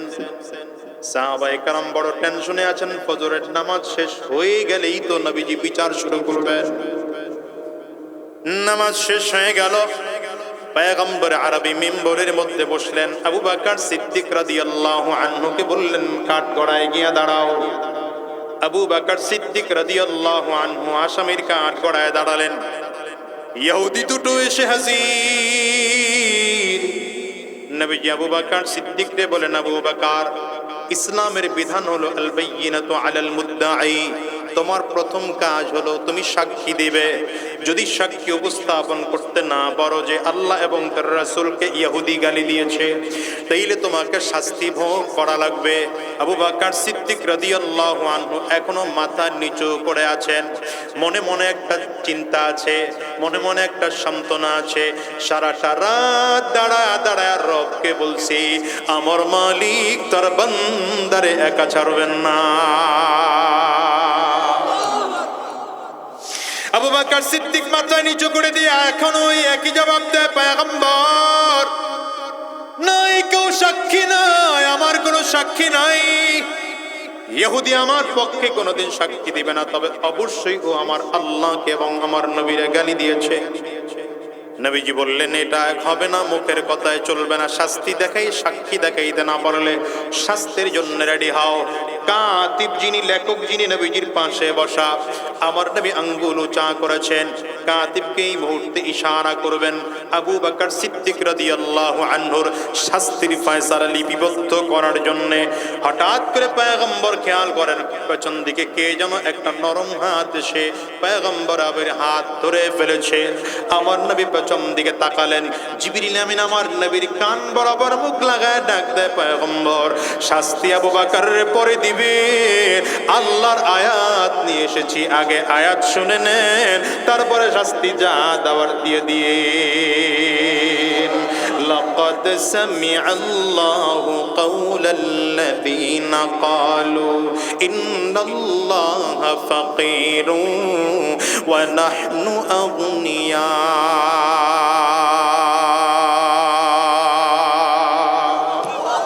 জিবরিল আমিন আয়াত নিয়ে আসছেন, পয়গম্বর, ইহুদি দুইটা আমি আল্লাহ তাআলাকে গালি দিয়েছে, কেউ শুনে নাই, কেউ শুনে নাই, আমি আল্লাহ শুনে ফেলেছি। কে শুনছেন? জোরে বলেন, আরো জোরে বলেন, কে শুনেছেন? বান্দা, তোমার যখন কেউ থাকবে না তখন থাকবেন কে? চিল্লায় জোরে বলো, চিল্লায় জোরে বলো, কে? আঙ্গুল উঁচা করে, আঙ্গুল উঁচা করে চিৎকার করে জোরে বলেন, কে? এই জন্য চাওয়ার দরকার তো কার কাছে চাব, বলার দরকার তো কার কাছে বলবো। সন্তান নাই, কার কাছে চাইব? সম্পদ নাই, কার কাছে চাইব? বাড়ি গাড়ি নাই, কার কাছে চাইব? বিপদ থেকে মুক্তির জন্য কার কাছে বলবো? ভেজাল থেকে মুক্তির জন্য কার কাছে বলবো? মিথ্যা মামলা থেকে বাঁচার জন্য কার কাছে বলবো? চিল্লা জোরে বলে। এটা হচ্ছে নবীজির ইনসাফ। এই ইনসাফ বুঝাই দিকে এত লম্বা কথা বললাম, মূল কথাই যাইতে বললাম। তো নবীজি সাল্লাল্লাহু আলাইহি ওয়াসাল্লামের ইনসাফ হচ্ছে বাদীকেও ডাকেন, বিবাদীরাও ডাকেন। ভুলে গেছে? কোন জায়গায়? কোন জায়গার? ওই যে মসজিদে কুবার ইমাম সাহেবও আসছে, সাহাবীরাও আসছে, খবর নাই। মসজিদে কুবার গেছেন, ওয়াজ ভুলে গেছেন, গা খায় লাইছেন বাস। হ্যাঁ, এই যে মাশাআল্লাহ, নবীজি ইমামকে ডাকে ডেকে বললেন, এই তুমি বলে প্রতি রাকাতে সূরা ইখলাস পড়ো। ইমাম উত্তর দিচ্ছেন, ইয়া রাসূলুল্লাহ, এই সূরাটা আমার কাছে এত ভালো লাগে, মনে চায় আমি প্রত্যেক রাকাতে শুধু এই সূরাটাই পড়ি। কিন্তু যেহেতু আপনি বলেছেন লা সালাতা ইল্লা বিফাতিহাতিল কিতাব, সূরা ফাতিহা ছাড়া নামাজ হয় না, এইজন্য আমি আগে সূরা ফাতিহা পড়ি, এরপর এই সূরাটা পড়ি। এটা হচ্ছে সাহাবায়ে কেরামদের কাছে এই সূরাটা এত প্রিয় কেন হওয়ার কারণ হলো এই সূরার মধ্যে আল্লাহর পরিচয় পরিপূর্ণভাবে দেওয়া আছে। যে রবকে মুহাব্বত করে সে বারবার চায় রবের কথা বারবার পড়ি, রবের পরিচয় আরো বেশি নেই। ঠিক না, ঠিক না?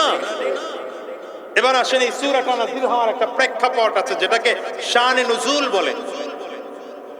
কি বলে? যেটাকে প্রেক্ষাপট, বাংলায় বুঝুন প্রেক্ষাপট। শানে নুজুল কি?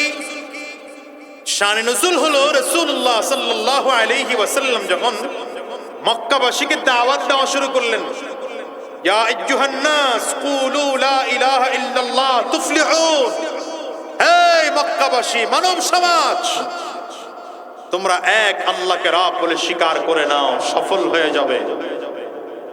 সফলতার চাবিকাঠি কি? সফলতার চাবিকাঠি কি?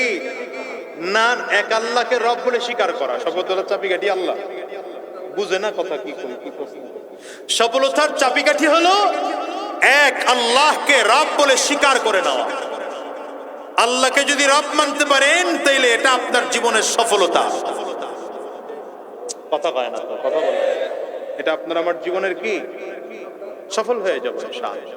শুধু রবকে, আল্লাহকে রব মেনে নেন, শুধু তাওহীদ বিশ্বাস করে নেন, শিরিক বাদ দিয়ে দেন। আমাদের ঈমানের মধ্যে শিরিক, আমাদের ঈমানের মধ্যে বিদআত, আমাদের ঈমানের মধ্যে ময়লা, আমাদের ঈমানে ভেজাল, জন্য ওই ঈমান দিয়া কাজ হয় না। কথা বলেন, জন্য ঈমান দিয়ে কাজ হয় না। মাঝে মাঝে ঈমান উলে যায়, ভোটের সময় 500 টাকা পাইলে ঈমান ঘুরে যায়। রাসূলুল্লাহ সাল্লাল্লাহু আলাইহি ওয়াসাল্লামের দাওয়াত দিলে মক্কার কাফির ও মুশরিকরা বলে, মুহাম্মদ আমরাও তো আল্লাহ মানি, তুমি আবার আল্লাহর দাওয়াত দিতেছো, তোমার আল্লাহর বাড়ি কই? তোমার আল্লাহর বাবার নাম কি, মায়ের নাম কি, বউ কয়জন, স্ত্রী কয়জন, সন্তান কয়জন? নাউজুবিল্লাহ পড়ে নাকি? বাড়ি গিয়া নাউজুবিল্লাহ, বাড়ি গিয়া না বলেন না, জোরে বলেন না। মক্কার কাফির মুশরিকরা আমার নবীর প্রশ্ন করলো কেন? এই প্রশ্ন করার কারণ হলো তারা যাদের পূজা করে এদের ব্যাকগ্রাউন্ড হলো এদের সবার কেউ হয়তো কারো সন্তান, কেউ কারো পিতা। কথা কয় না? কারো সন্তান আছে, কারো পিতা আছে, কারো স্বামী আছে, কারো বাবা আছে, আবার কারো কিছুই নাই, কিন্তু নিজেরাই নিজে বানাইয়া দাঁড়াইতে পারে না, ওর পেছনে বাঁশ ঢুকায়া দাঁড় করেছে। কথা কয় না? এই জন্য মক্কার কাফির মুশরিকরা মনে করছে তাইলে আল্লাহরও হয়তো সন্তান সন্তান আছে। দ্বিতীয় নম্বর আরেকটা কথা হচ্ছে, এই প্রশ্নের ধরনে বোঝা যায় যে মক্কার কাফির মুশরিকরা আগের থেকে আল্লাহ মানত, আগের থেকে আল্লাহ। কিন্তু বুঝার বিষয় হলো যদি মক্কার কাফিররা আল্লাহ মানে তাহলে বেঈমান হয় কি করে? আপনারা মনে হয় কথা বুঝতেছেন না আমার। মক্কার কাফিররা যদি আগের থেকে আল্লাহ মানে তাইলে বেঈমান হওয়ার কথা না তো, অথচ ওদেরকে আমরা বেঈমান বলি, কাফির বলি। কারণ কি? কারণ হলো আল্লাহকে যেভাবে মানলে ইমানদার হওয়া যায় মক্কার কাফিররা সেভাবে আল্লাহরে আল্লাহ মানত না। বুঝেননি কথা? যেমন ইহুদিরা আল্লাহ মানত। কিভাবে আল্লাহ মানে? ইহুদিরা আল্লাহ মানে, ইহুদিদের বিশ্বাস হচ্ছে খোদা দুইজন। কথা পায় না, নাউজুবিল্লাহ কবে? জোরে বলেন, কয়জন? ইহুদিদের বিশ্বাস কয়জন? ইহুদিদের বিশ্বাস হলো আল্লাহ এক খোদা। হযরত উযাইর আলাইহিস সালাতু ওয়াস সালাম আল্লাহ পাকের একজন জলিল কদর পয়গম্বর। ইহুদিদের বিশ্বাস হলো উযাইর আলাইহিস সালাতু ওয়াস সালাম আল্লাহর সন্তান, আরেক খোদা। এজন্য আল্লাহ কোরআনে বলেন, ওয়াকালাতিল ইয়াহুদু উযাইরুন ইবনুল্লাহ। ইহুদিদের বিশ্বাস হচ্ছে উযাইর আলাইহিস সালাম আরেক খোদা, আল্লাহর সন্তান। জোরে বলেন নাউজুবিল্লাহ। তাহলে এরাও আল্লাহ মানে, ইমানদার না বেঈমান? জোরে কয় না? খ্রিস্টানরাও আল্লাহ মানে, কিন্তু খ্রিস্টানদের বিশ্বাস হচ্ছে খোদা তিনজন। কয়জন? আল্লাহ হলেন এক খোদা। হযরত ঈসা আলাইহিস সালাম আল্লাহ পাকের নবী। খ্রিস্টানদের বিশ্বাস হলো ঈসা আলাইহিস সালাম আল্লাহর সন্তান। খ্রিস্টানদের বিশ্বাস ঈসা আলাইহিস সালাম আল্লাহর সন্তান, আরেক খোদা। হযরত ঈসা আলাইহিস সালামের মা মারইয়াম আলাইহাস সালাম, খ্রিস্টানদের বিশ্বাস হলো মারইয়াম আলাইহাস সালাম আল্লাহর স্ত্রী, আরেক খোদা। জোরে বলেন নাউযুবিল্লাহ। খ্রিস্টানরাও আল্লাহ মানে, ঈমানদার না বেঈমান? মক্কার মুশরিকরা এরাও আল্লাহ মানত, কিন্তু এদের বিশ্বাস হলো আল্লাহ একজন প্রধানমন্ত্রী। আল্লাহ হইলেন, কথা কয় না মানুষগুলা, আল্লাহ হইলেন প্রধানমন্ত্রী। কিন্তু আল্লাহ আবার মন্ত্রণালয় আলাদা আলাদা ভাগ করে দিচ্ছেন, এক এক ভগবান রে, এক এক খোদা রে। পানির জন্য এক খোদা, সূর্যের জন্য আরেক খোদা, জোয়ার দায়িত্ব আরেক খোদা, ভাটার দায়িত্ব আরেক খোদা, শান্তি দেওয়ার দায়িত্ব আরেক খোদা। নাউজুবিল্লাহ। ঈমান থাকলে আওয়াজ দিয়ে চিল্লায় জোরে বলে। এমন খোদা ভাগ করতে করতে মক্কার কাফিররা 360 খোদা বানাইছে। কত? এজন্য 360 মূর্তি কাবার মধ্যে ঢুকেছে। আমাদের এশিয়া মহাদেশের হিন্দু ভাইয়েরা, বিশেষ করে বাংলা এবং বাংলাদেশ আর ভারতের, এরা কয় খোদা এত কম হইলে হয় না। খোদা এরা বাড়াইতে বাড়াইতে ভাগ করতে করতে গিয়ে দেখে 33 কোটিতে গিয়ে ঠেকছে। কত কোটি? বাংলাদেশের জনগণ কত? 18 থেকে 20 কোটি, প্রায় 2 জন করে ভাগে পড়ছে। কথা বুঝে না? কতজন করে ভাগে পড়ছে? তাহলে হিন্দু ভাইদেরকেও যদি বলেন, এরাও বলবে ভগবান মানে আল্লাহ মানে। যেভাবে আল্লাহকে মানলে ইমানদার হওয়া যায়, ওইভাবে আল্লাহ মানে না। কথা কয় না? আমাদের দেশের কিছু মুসলমান ইমানদার, এগুলোর মধ্যেও ভেজাল আছে। এরা কয় আল্লাহ রব ঠিক আছে, বাকি সন্তান দেওয়ার মালিক হলো আমাকে বাবায়। কথা কন না কেন? এই জন্য দেন না, মাজারের কুমিরের খাওয়ানোর জন্য মুরগি মান্নত করে। কথা কয় না মানুষগুলো। আচ্ছা, মাজারের একটা কুমির, এটারে মান্নত করা মুরগি খাওয়ানো লাগবে কেন? মাজারের কুমিরের জন্য ছাগল মান্নত করলেন। যেই ছাগল মান্নত করছে ওইটা বড় ছাগল। কথা কয় না, দেখছেন? মাজারের কুমিরের জন্য যে গরু মান্নত করছে ওইটা বড় গরু। কি কথা কন না কেন? এক ছাগলে আরেক ছাগল মান্নত করছে, এক গরুতে আরেক গরু মান্নত করছে। এই মুসলমান, যেই মুসলমান মনে করে যে আল্লাহ ঠিক আছে ক্ষমতা, তবে কিছু ক্ষমতা আমার পীরের আছে, বাবার আছে, মাজারওয়ালার আছে, ওটাও ওই কায়দার মুশরিক। ঠিক কিনা বলে? এজন্য আল্লাহ নিজের পরিচয় এভাবে দিচ্ছেন। কিভাবে? আমাকে কিভাবে মানলে ইমানদার হইবা, ওই মানার ধরনটা সূরা ইখলাসে বলেছে। মক্কার কাফির মুশরিকরা যখন এসে প্রশ্ন করলো, মুহাম্মদ তোমার আল্লাহর বাবা কয়জন, সন্তান কয়জন, স্ত্রী কয়জন, বাবা কে, মা কে, নবীজির কাছে প্রশ্ন করলে আমার নবীজি চুপচাপ আছেন। কারণ নবীজির অভ্যাস ছিল যতক্ষণ আল্লাহ তাআলা আয়াত নাজিল না করেন নবীজি ততক্ষণ কোনো জবাব দেন না। নবীজির অভ্যাস, মা ইয়ানতিকু আনিল হাওয়া ইন হুয়া ইল্লা ওয়াহয়ুন ইউহা। নবীজির অভ্যাস, নবীজি আল্লাহ ওয়াহির অপেক্ষায় থাকেন, ওয়াহি আসে তো নবীজির কথা শুনতে হয়। এবার আল্লাহ তাআলা ওয়াহি প্রেরণ করেছেন জিবরিলের মাধ্যমে। কুল হুয়াল্লাহু আহাদ। পড়েন, সবাই মিলে পড়েন। কুল হুয়াল্লাহু আহাদ। আবার পড়েন, কুল হুয়াল্লাহু আহাদ। পয়গম্বর আপনি গোটা পৃথিবীর মানুষকে জানায় দেন, বলে দেন, ঘোষণা দিয়ে দেন। কুল বলে দেন, ঘোষণা দেন, জানায় দেন, তোমরা যে রবের কথা বলো, তোমাদের রবের বহুত পরিচয় থাকতে পারে, কিন্তু আমি যে রবের কথা বলি, আমি যে আল্লাহর কথা বলি, আমার আল্লাহর দুনিয়ায় কোনো বাবা নাই, আমার আল্লাহর মা নাই, আমার আল্লাহর সন্তান নাই, আমার আল্লাহর স্ত্রী নেই, আমার আল্লাহর ভাই নাই, আমার আল্লাহর বোন নাই, আমার আল্লাহর কেউ নাই। আমার আল্লাহর পরিচয় হুয়াল্লাহু আহাদ। আমার আল্লাহর পরিচয়, আমার আল্লাহ হলেন এক এবং একক। শুধু এক নয়, আমার আল্লাহর পরিচয় একক। ওয়াহিদ শব্দের অর্থ এক, আহাদ শব্দের অর্থ এক, দুই একের মধ্যে পার্থক্য আছে। ওয়াহিদ মানে এমন এক যে ওয়াহিদের সানি হয়, সালিস হয়, রাবে হয়, যে ওয়াহিদের একের এক হয়, দুই হয়, তিন হয়, চার হয়, কিন্তু আহাদের কখনো সানি হয় না। আল্লাহ বলেন এমন একক যার কোনো দ্বিতীয় পৃথিবীতে না।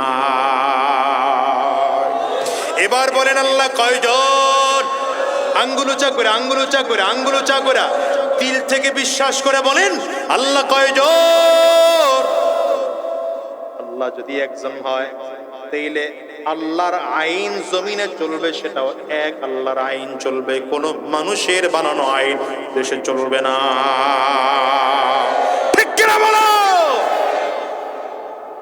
সব দিক থেকে আল্লাহ তাআলা এক, সব দিক থেকে একক।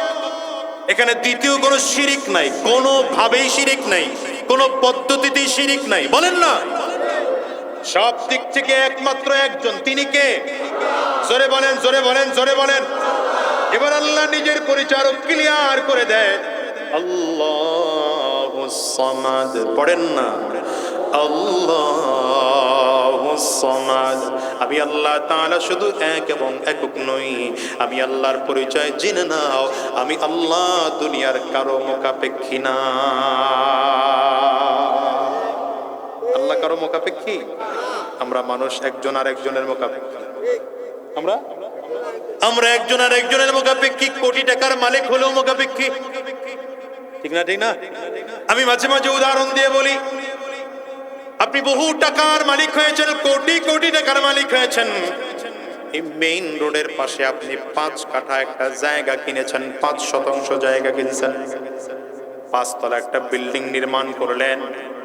স্যানিটারি মিস্ত্রির কাজ কমপ্লিট হয়ে গেল, ইলেকট্রিক মিস্ত্রির কাজ কমপ্লিট হয়ে গেল, রাজমিস্ত্রির কাজ কমপ্লিট হয়ে গেল, টাইলস মিস্ত্রির কাজ কমপ্লিট, সব কাজ কমপ্লিট হয়ে গেল। বাথরুমে চমৎকার চমৎকার ফিটিং লাগালেন, লাইট টাইট সব লাগালেন, কিন্তু বাথরুমের মেইন লাইন এসে একটা জায়গায় যেখানে জোড়া লেগেছে, একটা জায়গার জোড়ার পাইপটা লাগানো বাকি আছে। হয়তো এই পাইপের দাম মাত্র 500 টাকা, যেই স্যানিটারি মিস্ত্রি পাইপটা লাগাবে মিস্ত্রির মজুরি হয়তো 500 টাকা। এই মাত্র 1000 টাকার জন্য গোটা বাড়িটা বসবাস অযোগ্য হয়ে আছে। আল্লাহ বুঝাইলেন, দুনিয়ার মানুষ কোটি কোটি কোটি টাকার মালিক হতে পারো, কিন্তু একজন ওই রাস্তার যেই মানুষটা আছে, ওই ব্যক্তির কাছে মুখাপেক্ষী করে আমি আল্লাহ তোমারে বানাইলাম। সুতরাং তুমি মুখাপেক্ষী কোটি টাকার মালিক হলেও তুমি একা একা বাড়ি বানাইতে পারো না। রাজমিস্ত্রি লাগছে, জোগাড়ি লাগছে, বালুওয়ালার কাছে যাওয়া লাগছে, ইটওয়ালার কাছে যাওয়া লেগেছে, পাথরওয়ালার কাছে যাওয়া লাগছে, সিমেন্টের কাছে যাওয়া লাগছে, এত কিছু করা লাগছে। তার মানে তুমি স্বয়ং সম্পন্ন নয়, তোমার মুখাপেক্ষী, তুমি অহংকার করবা না। কথা পায় না, বেসটা কমান, বেস বেস সাউন্ডটা মোটা। আরো উদাহরণ দেয়, আপনাদের এলাকার শিল্পপতি সাহেব আপনাদের এলাকায় বিশাল দামি গাড়ি নিয়ে ঢুকছে। আমার গাড়ির দাম তো কম দাম, 5 কোটি টাকা দামের গাড়ি নিয়ে ঢুকছে। কত? 5 কোটি টাকা দামের গাড়ি নিয়ে ঢুকলো। আপনাদের এই রাস্তা দিয়ে যখন যাচ্ছে, চাকার মধ্যে একটা লোহা ঢুকছে, চাকা পাংচার হয়ে গেল। বলেন এই 5 কোটি টাকা দামের মূল্য আছে? বলেন না, গাড়ির মূল্য আছে? গাড়ি এখানে রেখে চলে যাও, যতক্ষণ পর্যন্ত ড্রাইভার এই চাকাটাকে খুলে দোকানে না নিয়ে যাবে, আর দোকানদার এটাকে যতক্ষণ পর্যন্ত সারায় না দিবে, 5 কোটি টাকার গাড়ির কোনো মূল্য নাই। আল্লাহ বুঝাইলেন 5 কোটি টাকা দিয়ে গাড়ি কিনতে পারো, কিন্তু রাস্তার পাশে যেই মানুষটা ড্রামের মধ্যে হাওয়া নিয়ে বসে আছে, 5টা টাকা দামের হাওয়া যতক্ষণ তোমার গাড়ির মধ্যে ঢোকানো না হবে, ততক্ষণ পর্যন্ত তুমি গাড়ি চালাইতে পারবা না।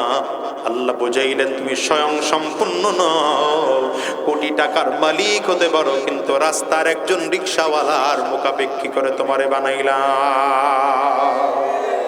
কিন্তু বলেন আমার আল্লাহ তাআলা কার মুখাপেক্ষী? আসমান বানাইছেন, কারো লাগছে? জমিন বানাইছেন কারো লাগছে? চাঁদ বানিয়েছেন কাউকে লাগছে? সূর্য বানাইছেন? এই ভাই ভাই বুঝেও না কিছু। এই যে তারকা আমরা দেখতেছি, আল্লাহ, তারকা কতগুলা? কয়টা হইবে তারকা? কয়টা হইবে? একজন দুই একজন কম, 200 তো হবে কি কম? হ্যাঁ, আম্মা যেন আয়েশা সিদ্দিকা রাদিয়াল্লাহু আনহাকে নিয়ে নবীজি খোলা আকাশের নিচে একদিন গল্প করতেছেন। আম্মা জানের নজর পড়ে গেছে আকাশের দিকে, খালি গনে 1 2 3 4 5 6 7 8, একটু যায় আউলায় যায় আবার শুরু করে। তো নবী বলেন তারকা গণ তো? আম্মা জান কয় গনতেই তো পারি না। নবীজি বলেন তুমি কেন গোটা পৃথিবীর মানুষরা মিলেও যদি আসমানের তারকা গণতে শুরু করো, আসমানের তারকা গণে শেষ করতে পারবে না। একটু জোরে সুবহানাল্লাহ বলবেন না? আরে কিপটা জাতি। হ্যাঁ, এই তারকা কত বড় আপনি জানেন? যে সূর্যটা আমরা তাকায় দেখি, এই সূর্যটা পৃথিবীর তুলনায় 13 লক্ষ গুণ বড়। সুবহানাল্লাহ। আপনারা না কইলে যে সূর্য ছোট হয়ে যাবে এমন না। আপনারা না কইলে না কোন গা, সূর্য কি ছোট হয়ে যাবে? সূর্য কত বড় দুনিয়ার থেকে? 13 লক্ষ। কি মনে হইল আপনার কাছে? কি মনে হইছে আপনার? এবার জানেন তারকা কত বড়? আল্লাহ। বৈজ্ঞানিক ওয়েন হ্যাবল বলেন, নাসা কোম্পানির বিজ্ঞানী, যে সূর্যটা দুনিয়ার থেকে 13 লক্ষ গুণ বড়, এমন মিনিমাম 1100 কোটি সূর্য একটা তারকায় ঢুকায় রাখা যায়। বুঝেন নাই? বুঝলে সুবহানাল্লাহ এত আস্তে হওয়ার কথা না। একটা তারকার মধ্যে দুনিয়ার থেকে 13 লক্ষ গুণ বড় সূর্য, এমন সূর্য 1100 কোটি সূর্য একটা তারকায় ঢুকানো যায়। এই তারকাটা কত বড়? এমন তারকা কয়টা কইলাম? 200, 2000, 2 লাখ, হ্যাঁ 2 কোটি। অগণিত বানায় রাখছেন আল্লাহ, অগণিত বানায় রাখছেন। ওয়ালাকাদ যায়্যানা আস-সামাআ আদ-দুনিয়া বিমাসাবিহা وجعلناها رجوما للشياطين وأعتدنا لهم عذاب السعير। আল্লাহ বলেন আমি আল্লাহ তারকা দিয়া প্রথম আসমানটাকে সাজাইলাম, দুনিয়ার আসমানকে তারকা রাজি দিয়ে সাজাইলাম। এরপরে আল্লাহ তাআলা 7 আসমান বানাইছেন। কত আসমান বানাইছেন? জোরে বলেন কত আসমান? هو الذي خلق 7 سماوات طباقا ما ترى في خلق الرحمن من تفاوت فارجع البصر هل ترى من فطور। আল্লাহ বলেন তাকায় তাকায় দেখো আমি আল্লাহ শুধু চাঁদ বানাইছি, সূর্য বানাইছি, তারকা বানাইছি না, না, আমি আল্লাহ 7 আসমান বানাইলাম। কত আসমান? আল্লাহ বলেন আসমানের দিকে তাকায় তাকায় দেখো, আমি আল্লাহ পাকের আসমানের দিকে তাকাও। একবার তাকাইছো, ভুল বের করতে পারো না, ফারজিল বাসার, আবার তাকাও। এবার বৈজ্ঞানিক নজর দিয়ে তাকাও, ইঞ্জিনিয়ারিং নজর দিয়ে তাকাও, আর্কিটেক্ট ডিজাইনারের নজর দিয়ে তাকাও। তাকায় তাকায় দেখো আমি আল্লাহ কেমন করে আসমান বানাইলাম। আমি আল্লাহ পাকের আসমান বানানোর মধ্যে ভুল আর ত্রুটি বের করতে পারো কিনা? আসমানের মধ্যে ভুল ত্রুটি বের করা তো দূরের কথা, আসমান পর্যন্ত দুনিয়ার কোনো মানুষ যাওয়ার অধিকারী রাখে না। পয়গম্বর আরবি বলেন জমিন থেকে প্রথম আসমান পর্যন্ত 500 বছরের দূরত্ব। এত পরিমাণের দূরত্বের রাস্তা, এটা মানুষের ধারণা দেওয়ার জন্য বলা হয়েছে। আবার আসমানটা মোটা, যেমন আমাদের ছাদ ঢালাই হয় 5 ইঞ্চি, আসমানটা মোটা ঢালাই হলো আরো 500 বছরের। এবার দুনিয়ার মানুষ যদি হাজারো চেষ্টা করে, 1012 জন্ম নেয়। আমাদের দেশে তো কিছু মানুষ পুনর্জন্মেও বিশ্বাসী আছে, আছে না? 7 আসমান বানিয়েছেন আল্লাহ তাআলা। গোটা পৃথিবীর মানুষ যদি 1012 চিন্তা করে, 1012 যদি জন্ম নেওয়ার সুযোগ থাকে, নাই জন্ম নেওয়ার সুযোগ যদি হয়ও কোনোদিন, এরপরেও আসমান ভেদ করা সম্ভব নয়, 7 আসমান ভেদ করা কোনোদিনও সম্ভব না।